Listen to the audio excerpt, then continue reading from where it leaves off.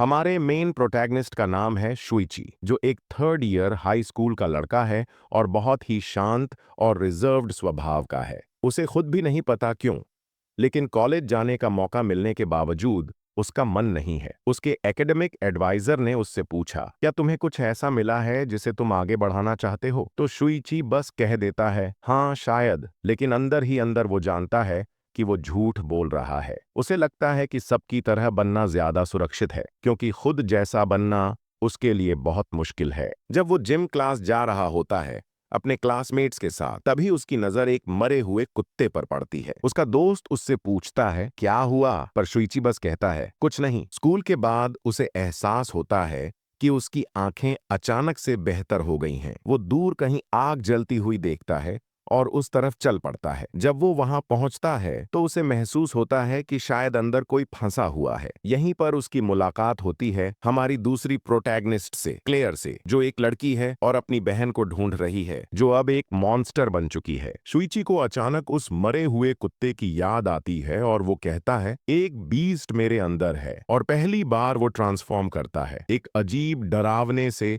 Monster dog में, जिसे super human powers मिलती हैं। वो सोचता है, मैं कुछ और क्यों नहीं बना, एक सॉफ्ट टॉय जैसा क्यों? लेकिन वो फोकस करता है अपने टास्क पर और क्लेयर को बचा लेता है। जब वो उसे बाहर लाकर घास पर रखता है, तब उसके अंदर के जानवर वाले इंस्टिंक्ट्स जागने लगते हैं, लेकिन आखिरी पल में वो खुद पर कंट्रोल कर लेता है और वापस इंसानी रूप में आ जाता है। वो वहां से चला जाता है, क्लेयर को बेहोश छोड़कर, लेकिन अपना फोन भूल जाता है। अगले दिन क्लेयर उसके लॉकर पर आ जाती है उसके फोन के साथ। ये तुम्हारा फोन है ना? तुम जैसे मॉन्स्टर से थोड़े सवाल पूछने हैं। शुइची हैरान रह जाता है। वो क्लेयर से फोन लेने रूफ टॉप पर जाता है। क्लेयर कहती है, तो तुम ही हो वो मॉन्स्टर? शुइची कहता है, मुझे कुछ नहीं पता, बस मेरा फोन चाहिए। क्लेयर बोलती है, लगता है मुझसे गलती हो गई, और फोन रख देती है। लेकिन जैसे ही शुइची फोन उठाता है, क्लेयर उसे छत से लात मारकर नीचे गिरा देती है। शुइची को मजबूर होकर ट्रांसफॉर्म होना पड़ता है और वो वापस रूफ टॉप पर जंप कर जाता है। क्लेयर कहती है, इस फॉर्म में तो तुम हैंडसम लगते हो। फिर वो उसे ब्लैकमेल करती है, सच सच बताओ कैसे ट्रांसफॉर्म किया, वरना सबको बता दूंगी कि तुम एक मॉन्स्टर हो। शुइची घबरा जाता है, कहता है कि उसे खुद कुछ नहीं पता, बस ये सब अपने आप हो गया। फिर वो दोनों साथ में क्लेयर के घर जाते हैं। क्लेयर बताती है कि वो अकेली रहती है। फिर वो बिना किसी हिचकिचाहट के कपड़े बदलने लगती है, जिससे शुइची थोड़ा अनकंफर्टेबल महसूस करता है।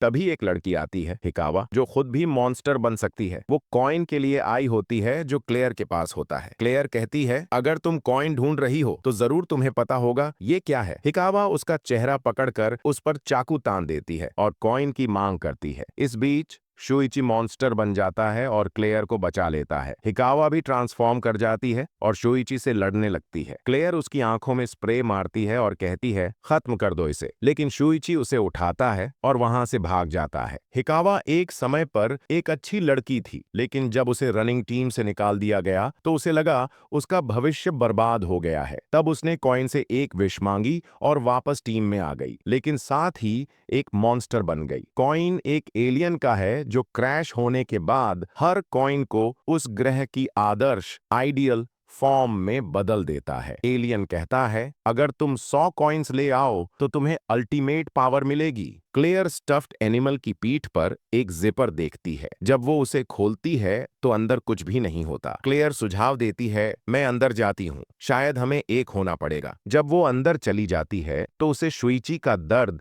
उसका गुस्सा और उदासी महसूस होती है। तभी हिकावा वापस आती है और स्टफ्ड एनिमल को लात मारती है, ये जाने बिना कि क्लेयर अब उसके अंदर है। क्लेयर कहती है, तू बस मुझे अपनी ताकत दे, लड़ाई में लड़ती हूँ। उन दोनों का कॉम्बो हिकावा को हरा देता है। क्लेयर उसे शूट करती है और खत्म कर देती है। एक हफ्ते बाद भी शुचि को गिल्ट महसूस होता है। क्लेयर कहती है, वो सेल्फ डिफेंस था। वो यह भी बताती है कि एक दिन उसकी बहन भी इन मॉन्स्टर्स में से एक बन गई थी और उसने अपने ही माता पिता को मार दिया था, लेकिन किसी ने उस पर विश्वास नहीं किया। फिर वो शुइची से वादा करती है कि अगर कुछ भी गलत हुआ तो वो उसके साथ मरेगी। शुइची कहता है, अगर मैं अभी मरना चाहूं तो? क्लेयर कहती है, ठीक है, और फौरन अपनी मौत के लिए कूदने की कोशिश करती है, लेकिन शुइची एक बार फिर उसे बचा लेता है। वो उसे बताती है कि वो दोनों किस्मत से एक दूसरे के पास आए हैं और उसका एकमात्र लक्ष्य अपनी बहन से फिर से मिलना है, इसलिए वो उन लोगों में बहुत दिलचस्पी रखती है जो मॉन्स्टर में बदल सकते हैं। अगले दिन वो दोनों सुपरमार्केट जाते हैं खाना और पानी लेने और फिर एक सुनसान इमारत में रहने लगते हैं, वही जगह जहां क्लेयर के माता पिता मारे गए थे। वो वहां किसी ऐसे इंसान का इंतजार करते हैं जिसके शरीर से उसकी बहन जैसी गंध आ रही हो। आखिरकार शुइची को एक जानी पहचानी गंध मिलती है। क्लेयर कैमरा लेकर दौड़ती है और देखती है कि वो कोई और नहीं बल्कि उसकी अपनी बहन एलेना है। शुइची को एलेना के कपड़ों से खून की भयानक बदबू आती है और सिर्फ उसकी सांसों में वो बदबू भरने से ही उसे भारीपन महसूस होने लगता है। क्लेयर कहती है कि अब हम उसे पकड़ने वाले हैं और उसे शूट कर देना चाहिए ताकि वो हिल न सके। शुइची चौंक जाता है कि क्लेयर अपनी ही बहन के साथ ऐसा करने को तैयार है, लेकिन क्लेयर कहती है कि एलेना ने कई लोगों को मारा है और अब वो एक खूनी मॉन्स्टर बन चुकी है। फिर क्लेयर शुइची के अंदर चली जाती है और दोनों एलेना के रास्ते में इंतजार करते हैं। जैसे ही एलेना वहां से गुजरती है, क्लेयर उसे शूट करने की कोशिश करती है, लेकिन आखिरी पल में शुइची उसकी बंदूक को हिला देता है और गोली एलेना के सिर के पास से निकल जाती है। एलेना तुरंत ट्रांसफॉर्म हो जाती है और उनके पीछे आ खड़ी होती है, लेकिन वो कुछ करती नहीं बल्कि माफी मांगती है। वो कहती है, तुम मुझे मारने आए हो ना, तो चलो कहीं और चलते हैं। फिर वो तीनों एक सुनसान जगह पर जाते हैं जहां कोई नहीं होता। जैसे ही शुइची और क्लेयर उसे शूट करने की सोचते हैं, क्लेयर गलती से एक आवाज कर देती है। एलेना ये सुन लेती है और तुरंत ट्रांसफॉर्म होकर स्टफ्ड एनिमल का सिर तोड़ देती है, जिससे क्लेयर का चेहरा दिखाई देता है। क्लेयर गुस्से में पागल हो जाती है और एलेना पर गोली चलाने लगती है क्योंकि उसे लगता है कि शुइची मर गया है, लेकिन वो एलेना से लड़ने में नाकाम रहती है। क्लेयर रोते हुए पूछती है, तूने मम्मी पापा को क्यों मारा? एलेना कहती है, क्योंकि वो बुरे लोग थे। इसके बाद एलेना उसे एक कॉइन देती है और कहती है कि उसे वेंडिंग मशीन में डालना होगा जहां उसे एक एलियन मिलेगा। वो एलियन किसी भी जीव के रूप में बदल सकता है और इसीलिए अब उसे अपना असली रूप याद नहीं है। एलियन शुइची को फिर से ठीक कर देता है और बताता है कि अगर कोई उसे 100 कॉइन लाकर दे दे तो वो उसे इतनी ताकत देगा कि वो पूरी दुनिया को जीत सकता है या तबाह कर सकता है। ये सब सुनने के बाद शुइची और भी सीरियस हो जाता है। स्कूल में उसके क्लासमेट्स देखते हैं कि अब वो चश्मा नहीं पहनता और काफी गंभीर हो गया है। उसके गले पर एक गहरा निशान भी होता है जो तब बना था जब एलेना ने उसके मॉन्स्टर फॉर्म में सिर अलग किया था। अगले दिन शुइची और क्लेयर कॉइन ढूंढते हुए एक आदमी से टकराते हैं जो आकार में उनसे 2 गुना बड़ा होता है। उसका नाम तदानोरी होता है और वो कहता है कि उसे कॉइन्स में दिलचस्पी नहीं है, बल्कि वो बस उन लोगों से लड़ना चाहता है जो गैदरर्स हैं, ताकि अपनी ताकत का पता लगा सके। शुइची और क्लेयर मिलकर तदानोरी को हरा देते हैं, जिससे वो उनका सम्मान करता है और उनकी टीम में शामिल हो जाता है। क्लेयर सुझाव देती है कि तीनों मिलकर कॉइन्स ढूंढ सकते हैं। तभी अचानक एक और मॉन्स्टर हमला करता है,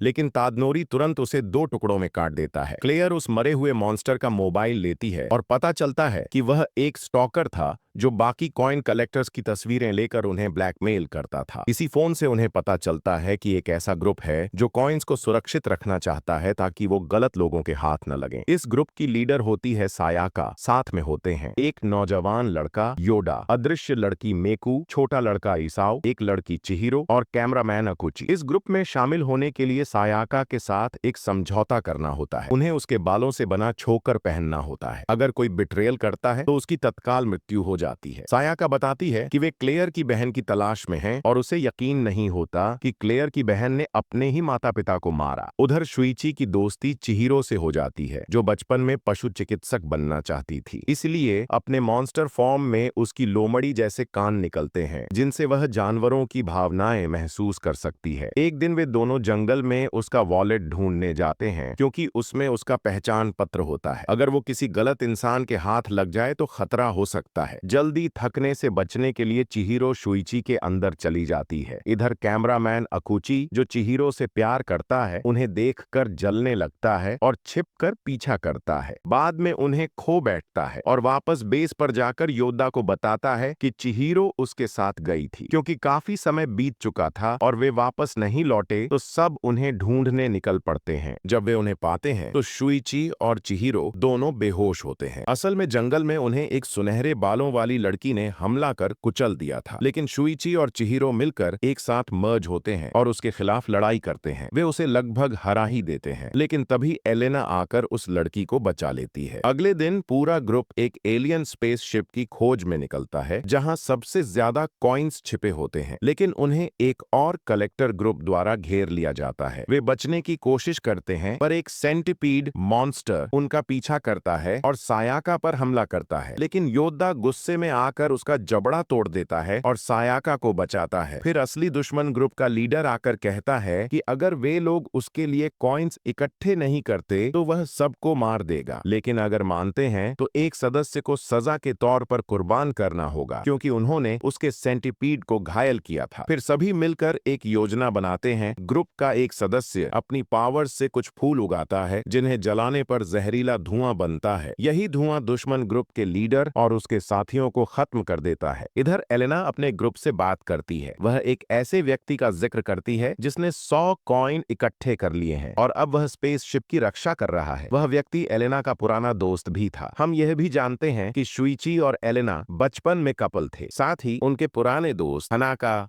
आइको, काइटो और नीटो सब एक ही ग्रुप में थे। जब वे बड़े हुए, आइको ने आत्महत्या कर ली क्योंकि वह अपनी जिंदगी से परेशान थी। हनाका को यह बात सबसे पहले पता चली और चूंकि उसने एलियन को भी सबसे पहले खोजा था, तो उसने कॉइन हंट गेम की योजना बनाई। बदले में एलियन ने उसकी यह इच्छा पूरी की कि वह आइको जैसा दिख सके, ताकि किसी को शक न हो कि आइको मर चुकी है। हनाका को लगा किसी को पता नहीं चलेगा, लेकिन काइटो को शक हो गया क्योंकि वह आइको से प्यार करता था। उसने जांच शुरू की और यह समझकर कि हनाका ने आइको को मार डाला, फिर काइटो ने हनाका को मार डाला। बाद में उसे पता चलता है कि आइको ने आत्महत्या की थी, जिससे वह बहुत पछताया और दुखी हुआ। फिर उसने एक कॉइन से एलियन से प्रार्थना की कि वह हनाका को किसी भी तरह फिर से जिंदा कर दे। एलियन ने उसे वापस जिंदा कर दिया, लेकिन वह एक भयानक आत्मा बन गई जो अब दुनिया को खत्म करना चाहती है। वह स्पेसशिप की रक्षक बन जाती है और उन सभी को मारती है जो 100 कॉइन्स इकट्ठे करना चाहते हैं। काइटो और हनाका के इस खतरनाक रिश्ते के चलते काइटो अब उन सभी को मार रहा है जो उनसे जुड़े हैं। इसी वजह से एलेना ने शुइची की सारी बचपन की यादें मिटा दी, ताकि वह इस सब में शामिल न हो, क्योंकि वह उससे प्यार करती है। बाद में चिहिरो और एलेना एक समझौता करती हैं कि वे सिक्के सौंप देंगी ताकि यह गेम खत्म हो सके। तभी शुइची वहां आ जाता है। इस बीच क्लेयर उनके पुराने स्कूल पहुंचती है और वहां उसे एक स्टफ्ड टॉय मिलता है जो शुइची के मॉन्स्टर जैसा है। इससे शुइची की सारी यादें वापस आ जाती हैं और वह गुस्से में आ जाता है। शुइची और एलेना की लड़ाई शुरू हो जाती है। तभी हनाका की आत्मा फिर से प्रकट होती है। इस बार एलेना फिर से शुइची की यादें मिटा देती हैं ताकि उनका रिश्ता हमेशा के लिए खत्म हो जाए। इसके बाद शुइची और क्लेयर मिलकर फैसला करते हैं कि वे एलेना के साथ इस खेल को खत्म करेंगे और इसी के साथ यह एनिमे खत्म होता है। अगर आपको यह कहानी पसंद आई हो तो लाइक करें, सब्सक्राइब करें। फिर मिलते हैं, तब तक ध्यान रखें।